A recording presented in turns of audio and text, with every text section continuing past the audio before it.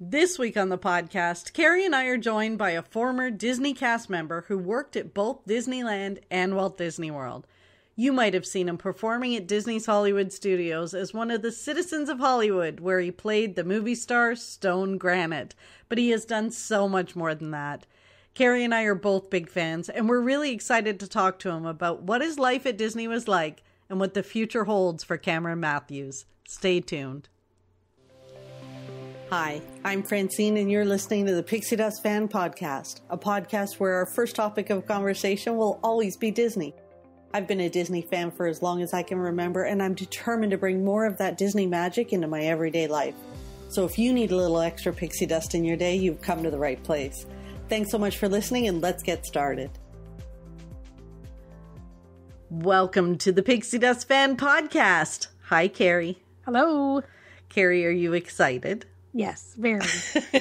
Me too. I am so excited about our guest today, and I think he's just kind of fabulous. I agree. And yeah, like we could chitter chatter, we could do all sorts of stuff, but we should really just get to the interview because we're both pretty excited about it, right? It's going to be awesome. It's going to be a good one. Welcome, Cam, to the show. We are so excited to have you here today. Thank you, ladies. It's great to be here. Thanks for having me. Yeah, we have bbeen fans of yours for a very, very, very long time. Uh-oh. Yeah. True. It's so I'm true. sorry. No. We have been, and you know, obviously all of your stuff, all of your work at Disney, we've been huge fans for a long time. But before we jump into that, I want to give you a second to introduce yourself to the listeners so that they know a little bit about who you are and where they can find you. Oh, that's awesome. Thank you so much, ladies. I appreciate the platform, and it's going to be a great conversation, I'm sure, today. Hi, everyone listening. My name is Cameron Matthews. I am a longtime, now former Disney cast member of over 23 years. I started my career at Disneyland when I was 16 years old, and it went all the way up until this past year. And you could add it all up, but yes, I just turned 40. Woohoo! Over the hill. But now I've taken everything I've learned in my entertainment career with Disney and outside with corporate work and event work, and I've now created my own entertainment company, something I've been wanting to do for several years now, but nothing more like a layoff to light the fire and get you going with that. But I now am the owner of Cameron Matthews Entertainment, LLC. And what I'm doing is I'm specializing in virtual and live entertainment. So right now, you know, Zoom is a big part of our lives. We're doing this podcast via Zoom. And Zoom's going to be here for a while. And what I want to do is rethink the Zoom experience when it comes to corporate meetings, to private parties, to award shows, to your regular Zoom meeting with the Girl Scouts, whatever it may be. And I bring that up because I have an event coming up with that.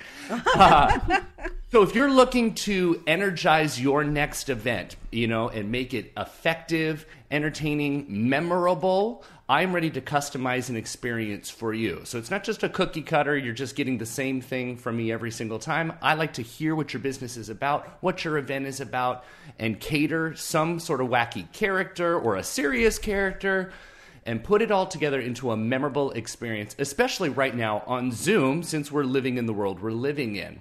And you can find out all about that on my website, www.cameronmatthews.com, and that's Matthews with 2 T's. So That's awesome. And and I will link to all of that in the show notes for sure. Oh, that's sweet. Thank you. And, you know, it's so fun to hear you talk about the events because, no, I'm not even kidding you. A couple of weeks ago, someone mentioned to me, they're like, you know, I really want to do something. It's like a marketing thing, but what am I supposed to do? We're all at home. It's all got to be virtual, but like nobody wants to sit and listen to me lecture for an hour. How do I make it fun? And I'm like, well, isn't this funny? Because I'm actually chatting on the podcast with someone in a couple of weeks who does just that, and he's fantastic. Aww. So I sent her your website. Thank you. No, because I think what you do and seeing what you've done over the years, it only makes sense that you're doing that. Yeah, you know, after 2020 was a very difficult year for 32,000 cast members, who were laid off and furloughed, I didn't want, as difficult as that was, I did not want that to end my career. It may have ended my job at the Mouse, but it's not going to end my career. Being an actor, being an entertainer, and being a professional host is in my blood, and it's something I love to do. So I'm just taking all that experience of over 25 years in show business, and I'm the boss now. I'm in charge, and I'm ready to bring that same Disney level of entertainment, that quality, but I'm bringing it to you now. I'm bringing it to your home, since we're doing virtual so much now. And hopefully, later in this year, we all get vaccinated and it's all safe to be doing in-person. I can't wait to do in-person events again as well. So, yeah, it's really exciting. We're so excited to chat with you about this. And it's funny because I never realized that your career started. I know so much of you from Walt Disney World and from the Disney company, but I didn't realize that you actually started at Disneyland. Yeah, ladies, it was my very first job ever. Wow. I was 16. I grew up in Southern California, about an hour and a half east of Anaheim in a town called Moreno Valley, in the Inland Empire. And I grew up going to Disneyland, once a year, like a lot of Southern Californians do. And, of course, like we're all going to talk about, we grew up loving Disney, right? We loved it. And I especially loved parades, especially the Main Street Electrical Parade. That was my favorite thing in the whole wide world. And I wanted to be in it so bad. And remember when it went away for the first time? Yeah, when it was closing forever, in quotes. It was 1 year before I was old enough to work at Disney. And I was so disappointed.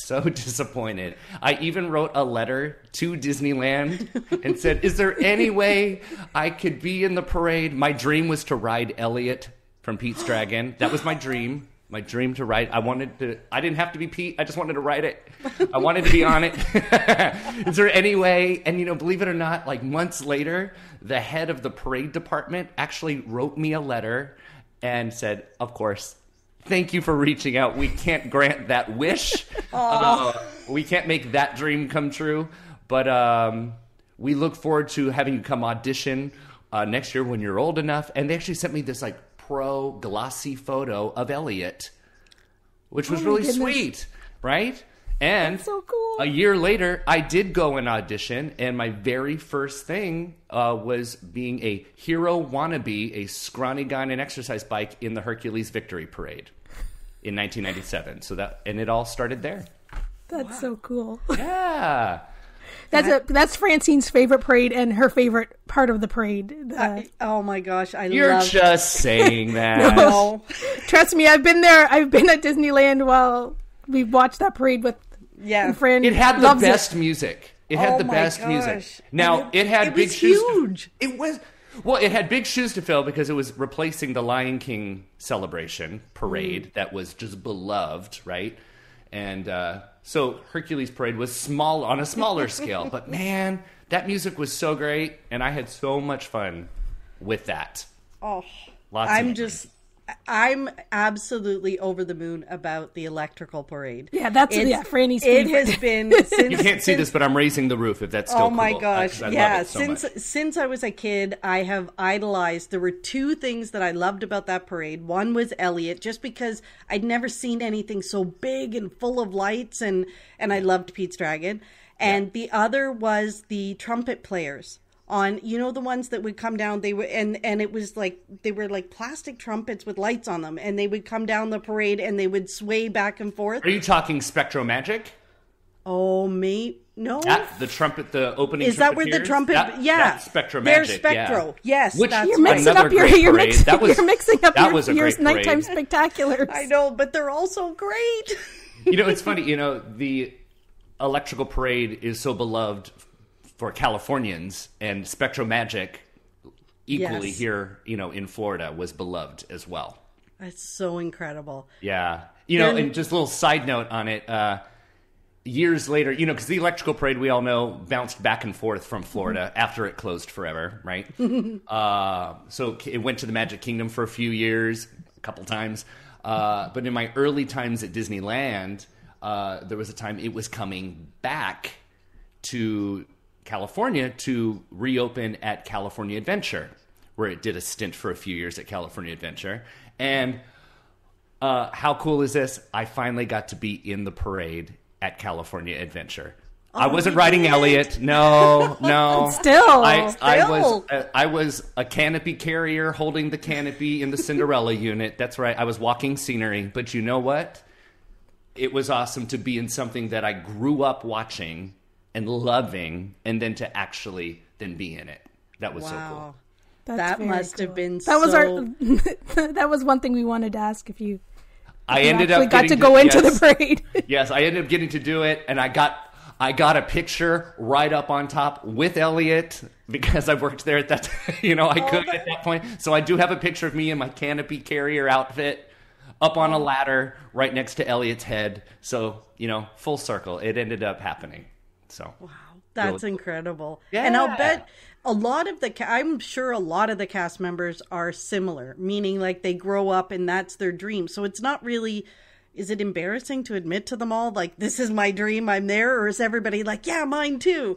I don't think so. I mean, I think, we all get a little jaded as the decades go on, But for the majority of people, especially I would think in entertainment, there's a reason you're there. There's a reason you wanted to work there. You loved parades. You loved the shows. You loved the characters, and you wanted to be a part of that. That's what draws so many cast members to it.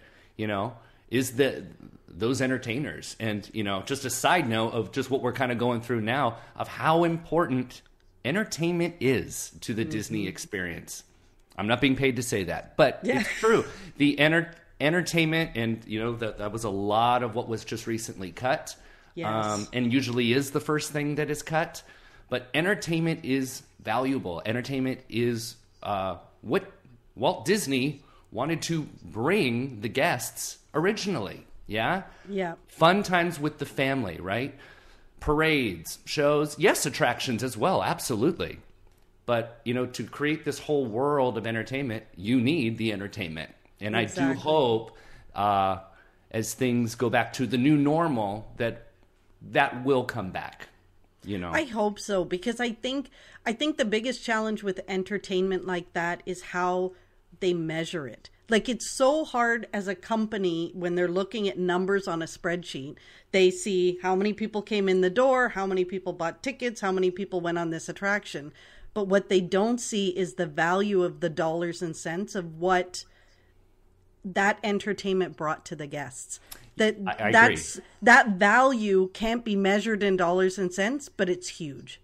I absolutely agree. I agree. And as time has gone on, we are more programmed now. We're programmed to be on our phones. We are programmed to schedule every single minute of every single second, at the parks, that going to sit down to watch a parade or go watch a show is almost an inconvenience now. Yes. I got to get on this ride. I got to go do this. I got to do this. And it's unfortunate. I saw that come about, even as a street performer. Up till my layoff, I was working with the Citizens of Hollywood, which are the street actors at Hollywood Studios. And even in the past 5 years, with Fast Pass, you could see people feeling they were unable to experience something just on the fly, a fun skit on the street, because they would say, oh, I've got a Fast Pass, I got to go, so. Yep. And I think, so Carrie and I we always preach sort of the wander. Because I find the schedule, it gives me anxiety. Like, I just want to go and enjoy and wander and take in everything. And we talk a lot about sitting on park benches and, grabbing a tea or a coffee and just sitting and people watching for a while and really taking in the atmosphere, which includes the streetmosphere or whatever, and the performers. Like, you guys, the Citizens of Hollywood is so iconic and incredible and entertaining. I would agree. But I will tell you, it also gave me anxiety as someone who doesn't like to be singled out. Oh, absolutely. For every time I would start to watch, I would find myself walking backwards to make sure that I didn't get picked or that nobody talked to me. You're not the only one. So, Cam, do you have any advice on how not to get picked is what Francine really wants to know. Do the opposite of what Francine was doing. If you show us you're nervous, if you show us you're backing up, that is usually radar for us to like, someone fun to play with here. Zone right in. And you know what? You're so right, because that's what happened to me in Monsters Inc. too. I swear, as soon as they started talking, they were going to pick someone, and I put my head down. That was it. That was me picked. Yeah, that was a show I did as well, and yes, absolutely. Yeah. So you did Monsters Inc. too? I did. I was a sub for that for a few years. Mm-hmm. Yeah. Wow.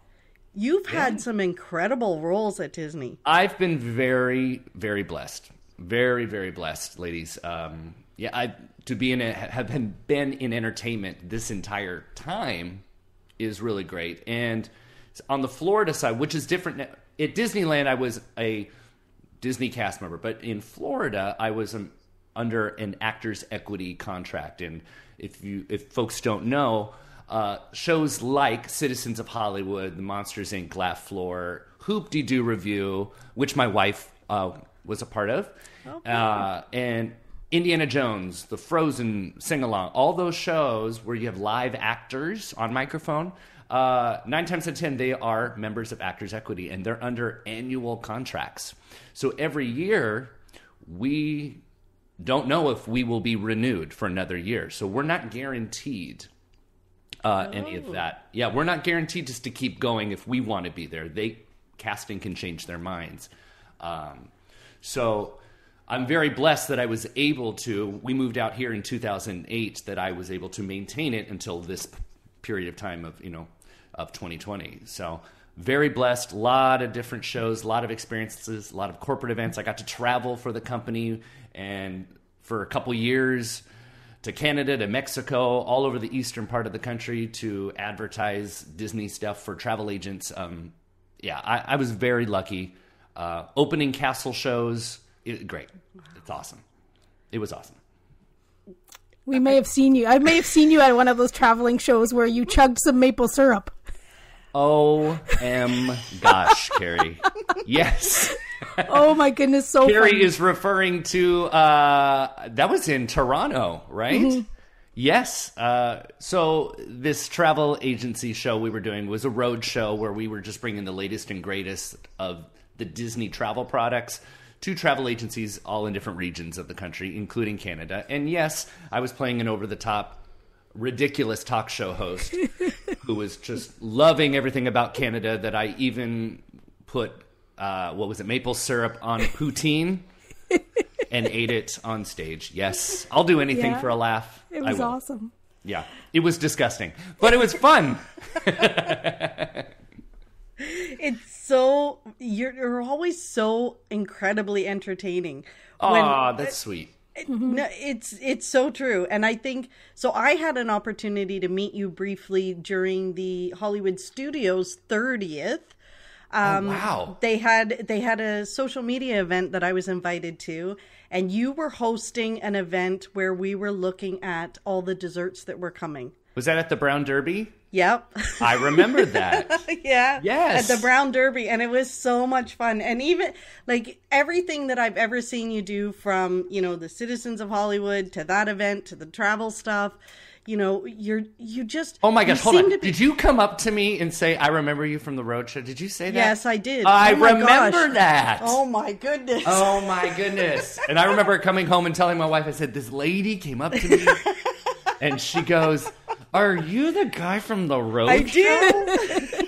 And I'm sure I played it off like I said I wasn't, but I winked at you, something like that. You totally did. And then we shared a dessert. It was fabulous.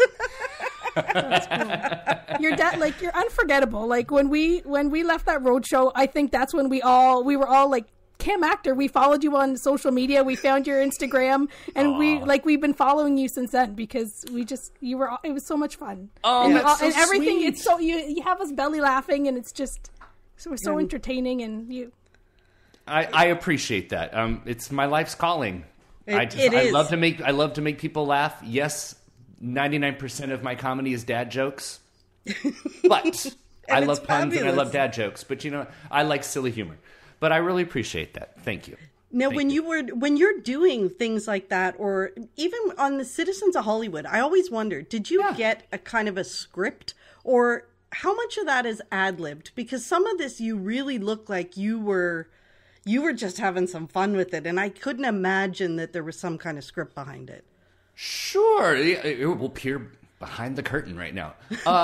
No, really, there's no scripts at all. There are, for certain skits or certain shows, there is structure. Mm-hmm. There's definitely structure, and there's a rhythm to it. And over time, you find the best things that work, so it almost feels semi-scripted because we find the right things to say that get the best laughs. But there's no script. Definitely structure. Absolutely. Definitely structure. But for the other half of it, we are improvising on the spot. And one of my favorite things to do, what I loved about doing street theater, street performing, especially playing a ridiculous movie star character like Stone Granite.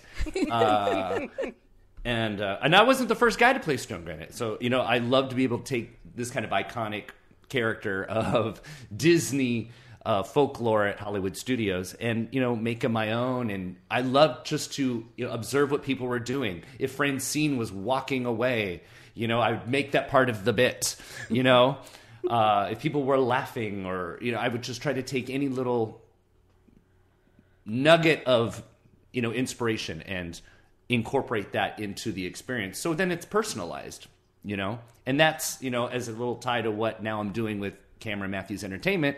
That's what I want to do for you as well. So you tell me what we're doing, and I'll brainstorm some ideas for you.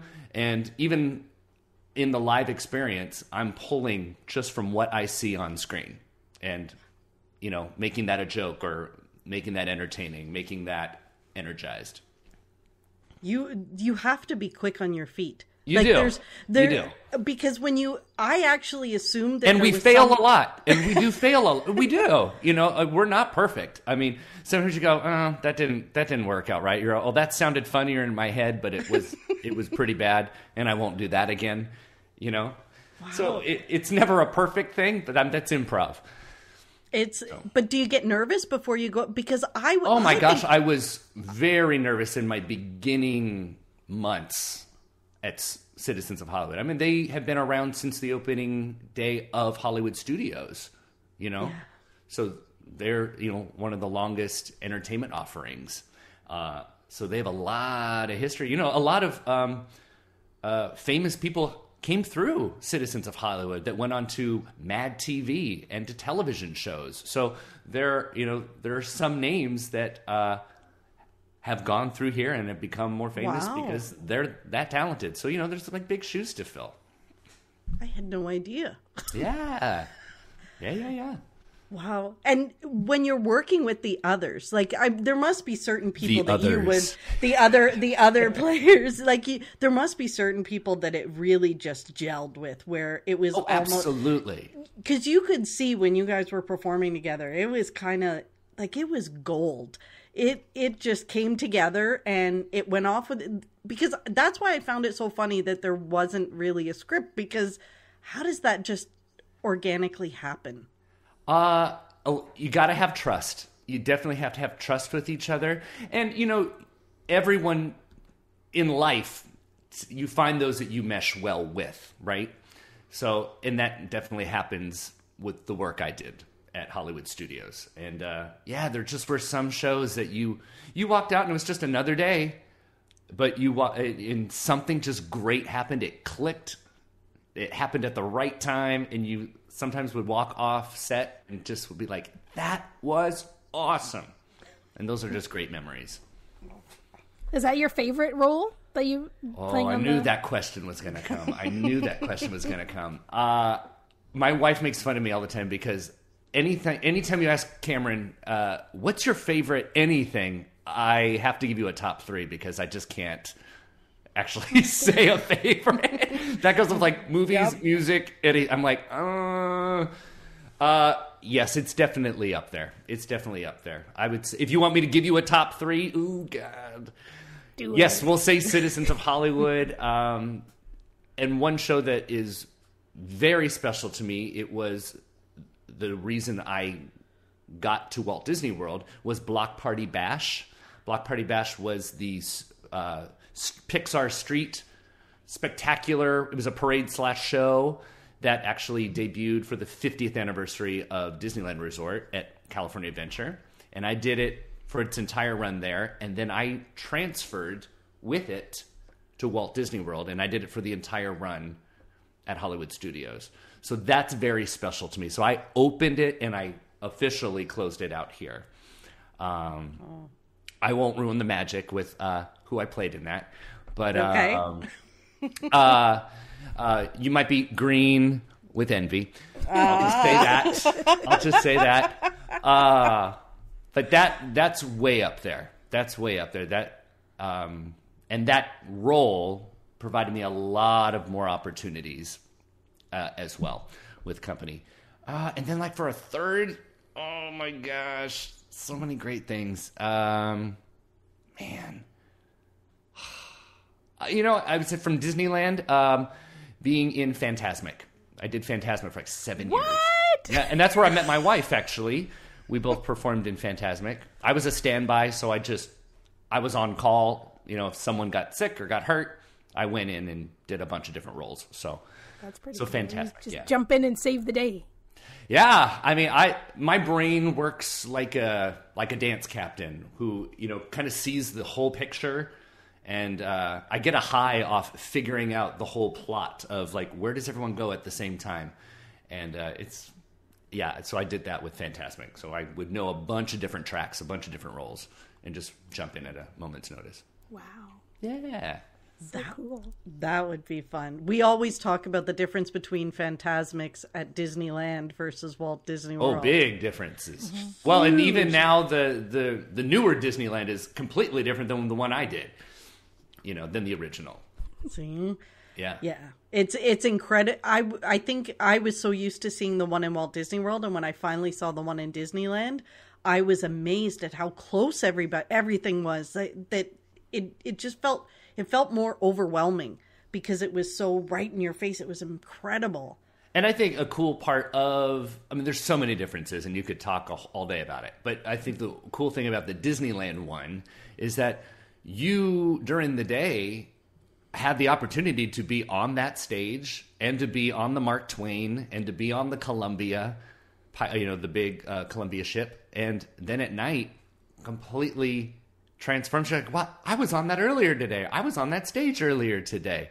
And where did that dragon come from? Yeah, it's that's really cool. So true. That's so true. You don't think about that. So your wife worked there too at Fantasmic? Yes. Yeah, so my wife and I actually met watching Fantasmic, funny enough. No way. Yes, watching Fantasmic. We just happened to be right next to each other. She started in attractions at Disneyland with the Autopia. Oh. The Autopia attraction, that's where she started. And then she did It's a Small World and the Storybook Land Canal boat ride, and then got into entertainment. She did parades, and we actually had the pleasure of being able to do a lot of things together. We did Fantasmic together. We did Playhouse Disney live on stage, the old Bear in the Big Blue House version of the show. And out here, we worked at the American Idol Experience together. She was a casting director because she's a fantastic singer. So she was a casting director for the American Idol Experience. And then she became an equity actress out here, working at the Frozen Sing-Along. And then her full-time job was the Hoop Dee Doo Revue. And, side note, she opened the Hocus Pocus Villain Spectacular the opening year. Yes. Wow. Yes. And to give you a hint, I'm so happy I married her. So, as a hint. Yes. Wow. Those are pretty varied careers. It's incredible that you guys have done all of that stuff. And the Hoop Dee Doo, Oh my goodness, that's such a classic. Oh yeah. When I grew up, coming to Walt Disney World with my family, we went there a few times, and I would never have ever thought that years later that I would have the opportunity. I subbed 2 different roles at that show, and would be able to perform with my wife many, many times there. So that's really so awesome. Cool. Really awesome. Is it good working together? Or is it better when you're working in separate roles? Separate That's events? a great question.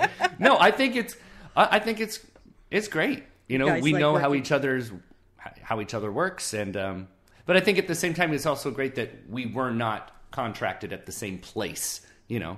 We see each other enough at home that to also be at work as well. It's great to have your core friends and your core work family. Yep. So yeah, absolutely. I would just make guest appearances. Is there a role at Disney that you always wanted that you didn't get to do? Like one that you kind of looked at and said, I really wish I could have done this. Yeah. I always wanted to be friends with Bert from Mary Poppins. Always. Oh, you would have been very good friends with Bert. I think that was the one thing I never got to do, but that's okay. I was very blessed. Well, and that you could show up at some of the events that you're doing as a friend of Bert. Maybe. Now that you run your own company, you get to decide what you do. Right. Yeah, who knows?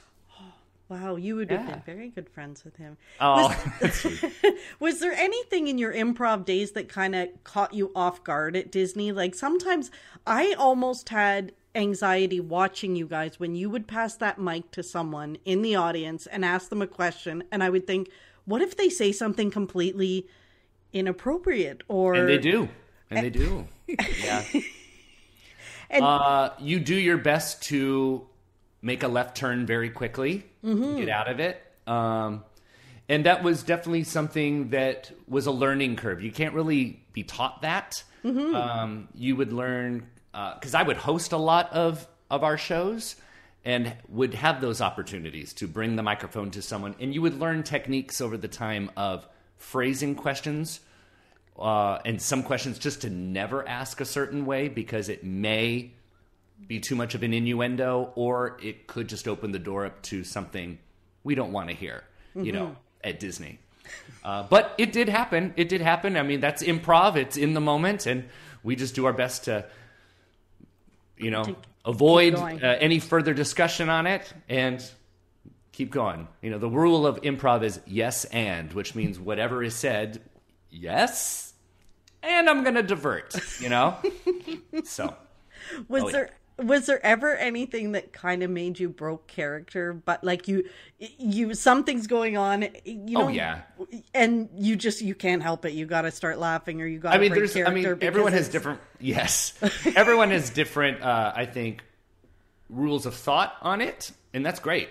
I grew up watching, the Carol Burnett show, and it always cracked me up when Harvey Korman would crack up at Tim Conway, Yes. And I think over the years, now that, I'm an entertainer for so long, I think it was kind of brought on at times just because people loved to see that happen, Yes. So definitely, especially on some bits, one of our famous shows we would do once a day with Citizens of Hollywood was the Funniest Citizen of Hollywood competition, where we would it was a joke inventing contest that we invented based on audience suggestions, and 99 of those objects would walk into a bar and we'd make a joke out of it. And sometimes the show would just get so wacky and ridiculous, and someone would say something so that wasn't in our Rolodex of jokes that it just would crack everybody up. And I love those moments. I think that's just so funny because the audience loves to see us totally chuckle and laugh at something too in the moment. I think that's just what's so special about live entertainment. That's just what's so great about those types of offerings. Yeah, you got your attractions. I love attractions. You got restaurants. My God, I love to eat. But there's something about sitting down, watching something that's live and in the moment that you are pretty much a part of as well. And we all experience it together, and it will never happen again the same way, you know? And those are great memories, you know? You're talking about how we interacted at the Brown Derby, you know, you're still talking about that, you know? Yeah. I love that. I love that is a memory for you, you know? And that's what I would think that's what all of my colleagues, we strive for, is to create wonderful entertainment and wonderful memories for folks. And hopefully we'll get the chance to do that again. I hope so. I really do. Do you have a moment that you can think of that you created for a guest that you think, I know this was kind of magic? Like, you know, and maybe it's not one, because I know you don't want to do, like, but there must be some that kind of float around in your brain of, that was a good day. Oh, absolutely. I'll again be a little vague here, because yes, for some reason it's ingrained in me to value the magic. Of course. But I'll just say the name of the show, and you probably can figure things out. But at Disneyland, one of the shows I was early on I did in my career was the Sword in the Stone ceremony. Oh, yes. And in the Sword in the Stone ceremony, we would choose a kid to pull the sword from the stone. In the end, that's what would happen, right? Well, this was many years ago. This was in the late 90s. I'm dating myself. And we knew this ahead of time, that this was going to happen. We were doing a magical moment for a child who was probably 6 years old, 6 or 7, and we were going to choose him to be the one to pull the sword out of the stone. And the backstory was that at the time there had been unfortunately a shooting at a Jewish school back in the 90s in California. It was like in Northern California. And it had been all in the news. Had been months prior, but it was a big event, you know, like a mass shooting. So his family were bringing him to Disneyland, and the story we were being told was that since that traumatic event, has not come out of his shell. He hasn't smiled. He's a different kid since then, even just at 6. And could we make a moment for him? Absolutely. So we did the show. He pulled the sword out of the stone. At the very end, he was smiling. You know, I got to give him a hug, and his parents pulled me aside and said, that's the first time he has smiled since that event. And they were just overjoyed. And that was early on in my career, and it's, I think, probably the most magical memory I've ever had. Wow. With what I've done. How incredible to be a part of that and helping him kind of deal and just experience some joy after such a horrendous event. Like, yeah, that's an incredible experience. Yeah. And you kind of wonder, you know, that was like 99, you know, so that kid is now in his mid to late 20s now. And you just kind of, yeah, wow, I just said that out loud and it just kind of hit, but, you just kind of go, I wonder if it's still there. I don't know. Yeah. I hope so. I would bet it is. Yeah. I would bet it is. Because you think about the things in your life when you're a kid that kind of change the trajectory of who you are. And some of them are just those kind of memories. And those moments really do change you as a person. Absolutely. Absolutely. Wow. Yeah. Is there anything that the guests did for you? Like, we always talk about, it's important to thank the cast members. That, you know, none of what we experience at Walt Disney World would be anything, or Disneyland would be anything without the cast members. Yeah, I don't care what attraction, whatever. The cast members are what make the difference. I would agree with you, and I'm saying beyond entertainment, it's all cast members. It's all cast members. They are what make the magic for us. Yeah, if you're thinking of a Walt Disney World, if you're thinking of a Disney vacation experience, your Disney vacation experience is nothing without all of those cast members. Exactly. You know? Exactly. Which was why it's heartbreaking with what is happening currently, you know? Yeah. That it's still important to remember that it's these folks that did it. Yes, 100%. For your vacation experience. And so many of the cast members that unfortunately, like yourself, were laid off. And then the ones that are still working, who are unbelievably being worked to work in this new sort of role with, trying to keep everybody following the rules and all that kind of stuff. as a former cast member, what could and guests and do? the feelings of survival guilt, Yes. which is awful too. Which no one, being from someone who is laid off, you don't want anyone to feel that, but it's understandable. Yes. So there's a lot of weight to the situation, even for those that were not affected like I was. But I've heard sorry, that. I cut you off. No, but you're right. I've heard that from a few cast members, and the ones that weren't laid off have this incredible sense of guilt. Why not?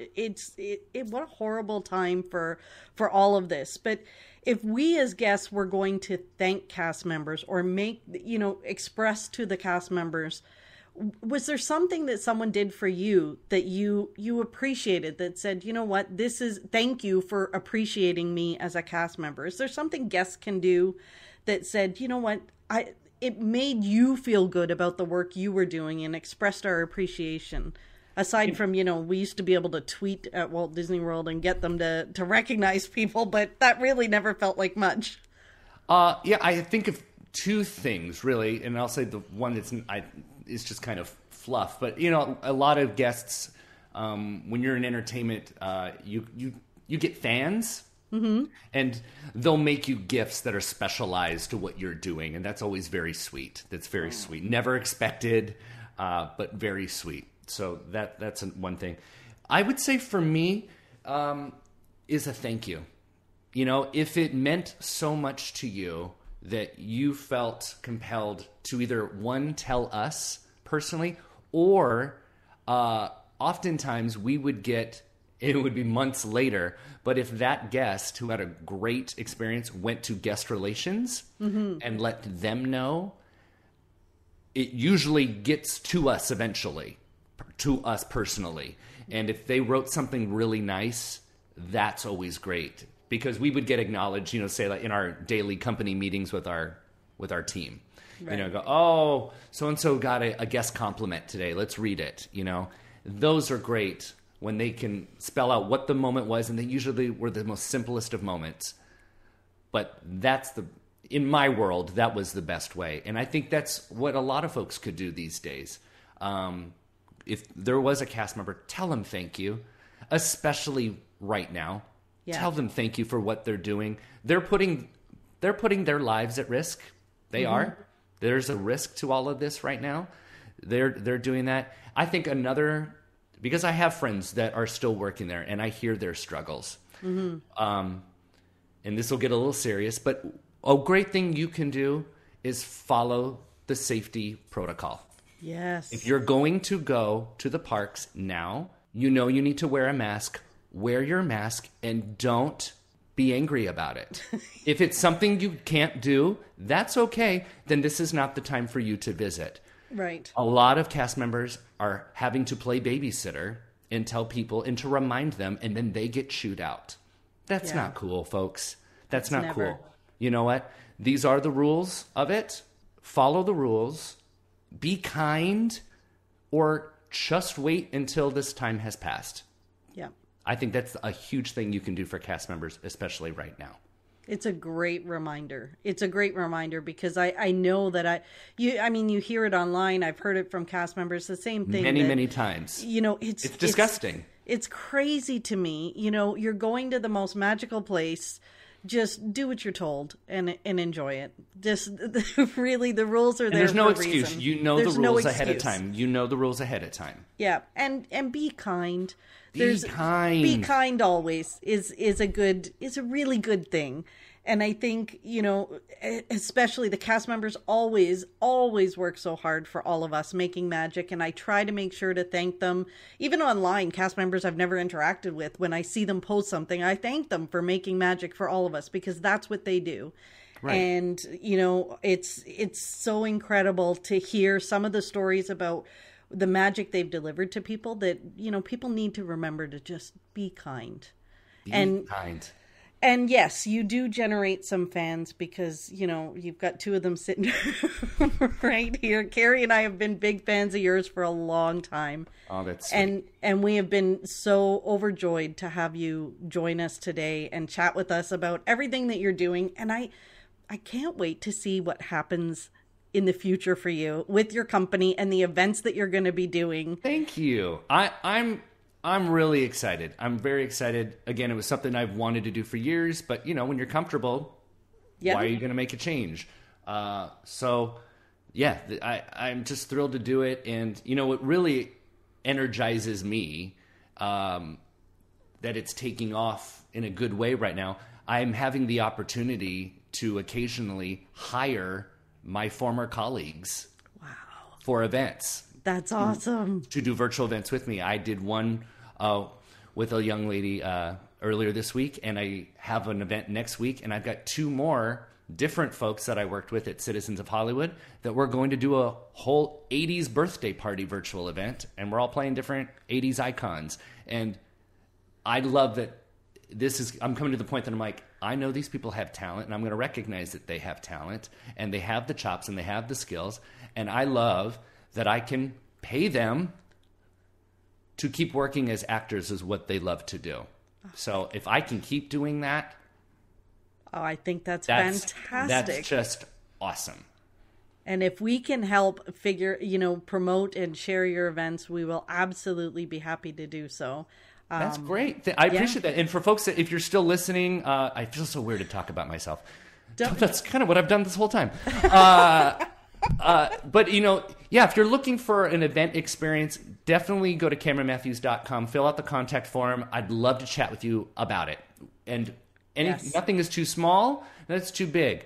And also to start thinking about, and another offering that I'm giving with this business is there a way you want to rethink marketing your business or advertising? You got actor right here, and I know other actors. So if you need a fun ad, or you need us to do a live stream for you that is to market your business, yes. A commercial, a voiceover. Love it. Come my way. Oh, that's so fantastic. Yeah, it's rethinking. We're rethinking. This is a new world. It's a whole new world to tie it to Disney. It is. For you and me, it is. So, adapt, be kind.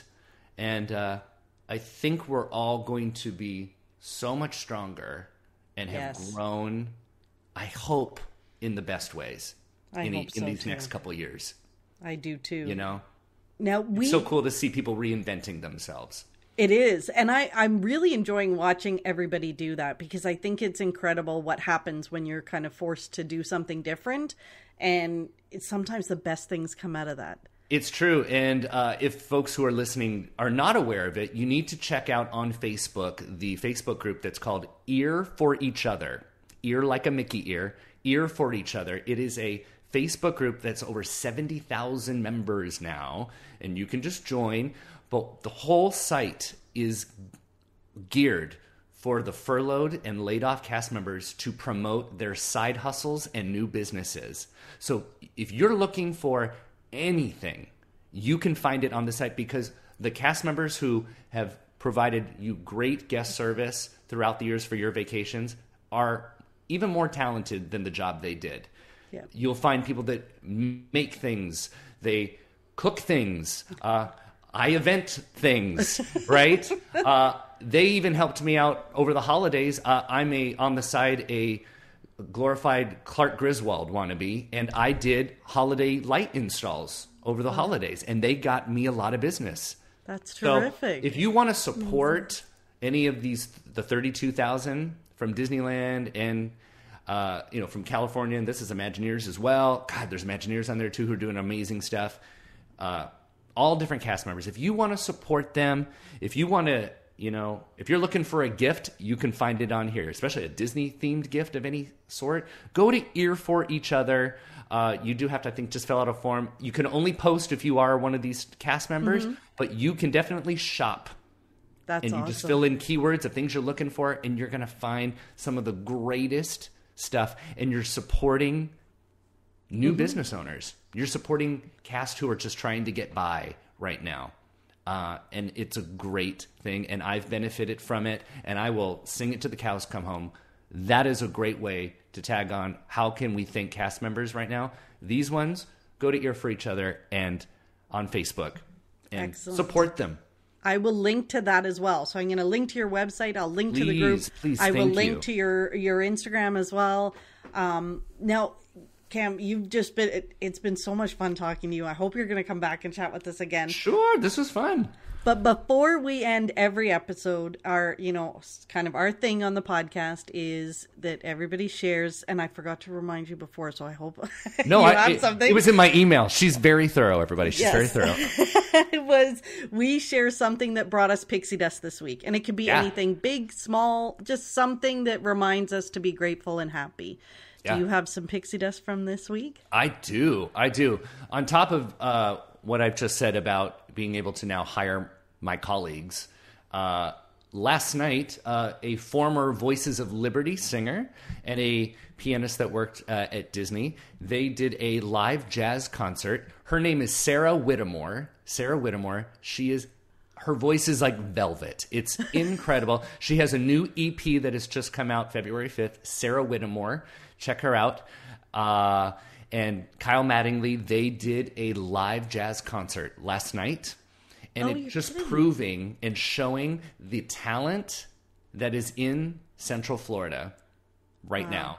A beautiful jazz concert. It was just chills. So it was put on by Hawk Moon Entertainment. And Hawk Moon is another business that has come out of this situation from a former show director. Wow. At Disney Events.